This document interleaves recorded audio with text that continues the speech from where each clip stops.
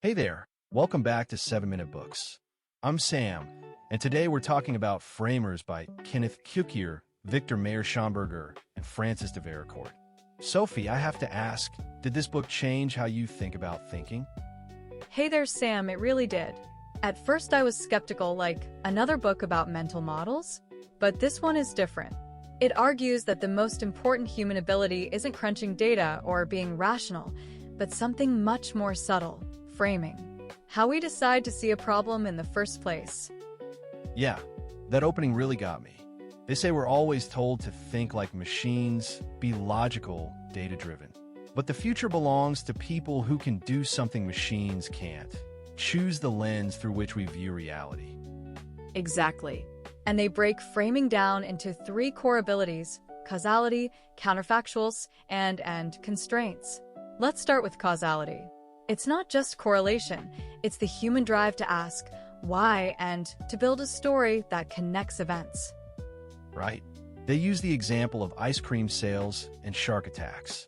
A machine sees a correlation, but a human frames it. Hot weather drives people to both eat ice cream and go swimming, which increases shark attacks. That causal frame lets you intervene. And it's so powerful because the frame dictates the action. A doctor who thinks a symptom is viral will treat it completely differently than one who thinks it's autoimmune. The authors say the best decision makers aren't the ones with the most data, but the best causal models. That's humbling. I always thought I needed more information, but maybe I just need a better story about why things are happening. So what about the second pillar, counterfactuals? Oh, that's the fun one. Counterfactuals are what-if simulations. What if I'd taken that other job? What if we'd launched earlier? It's how we learn from the past without living through every possibility, and it's the foundation of creativity and innovation. And they warn against getting stuck in negative what-ifs. The goal isn't to dwell on regret, but to use that imagined reality to stress test our causal models. Like, what if we had done nothing? Would the outcome have been different? That's rigorous thinking. Then the third pillar is constraints, which sounds counterintuitive. We think creativity needs total freedom, but the authors argue that constraints actually enable creativity.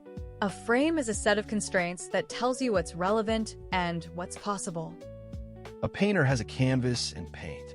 A poet has a sonnet form. A business has a mission and a budget. Without those boundaries, you get paralysis. The key is to choose the right constraints, ones that channel and amplify, not stifle.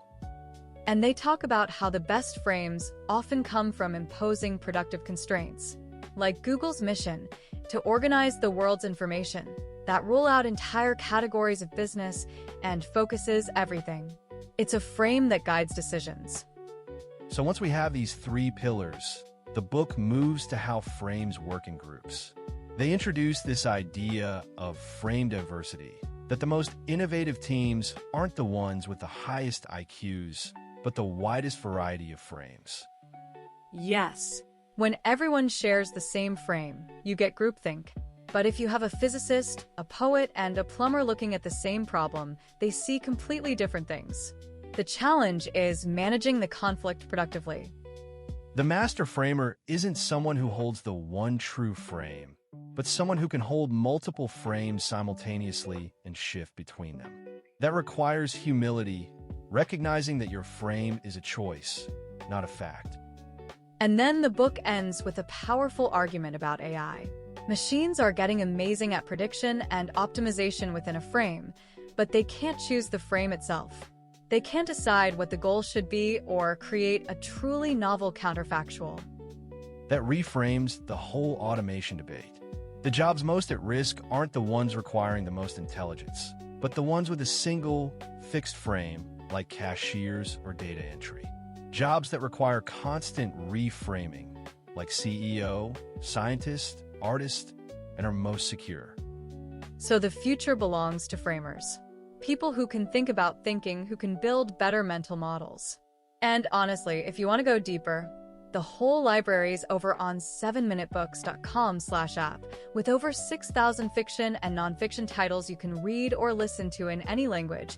It starts at $2.99 a month, $9.99 a year, or $19.99 once for lifetime access. The takeaway for me is that the most important tool I own isn't my phone or my laptop. It's the frame I build with my own mind. And the most important work I can do is to build better ones. That's it exactly.